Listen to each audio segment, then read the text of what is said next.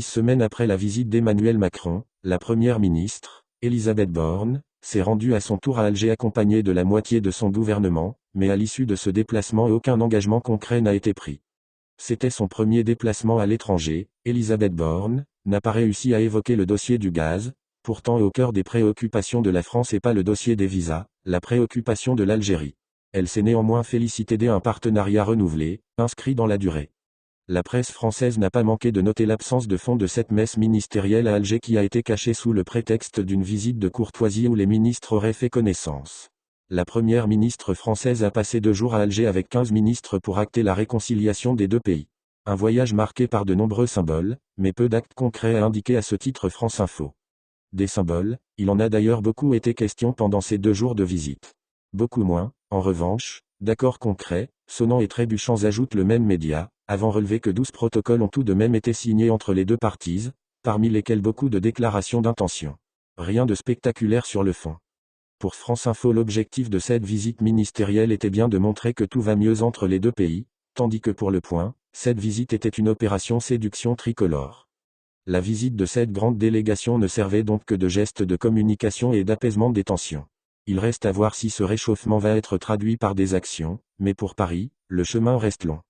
À noter que la première ministre française a effectué une visite de 2 jours en Algérie. Au cours de ce déplacement, les parties n'ont concrétisé aucun engagement, aucun projet, et n'ont montré qu'une simple volonté de créer un partenariat sans que l'une ou l'autre partie ne s'engage sur des dossiers clairement identifiés. Le communiqué conjoint publié à l'issue de la visite ne comprenait que des déclarations d'intention et des lettres d'intention.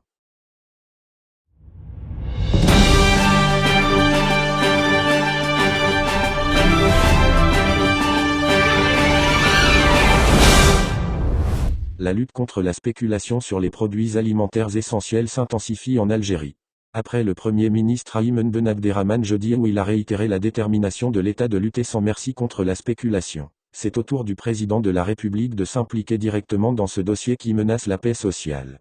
Ce mardi, Abdelmadjid Tebboune a tenu une réunion spéciale sur le contrôle du marché et la lutte contre la spéculation, avec une partie du gouvernement et les responsables de ses services de sécurité.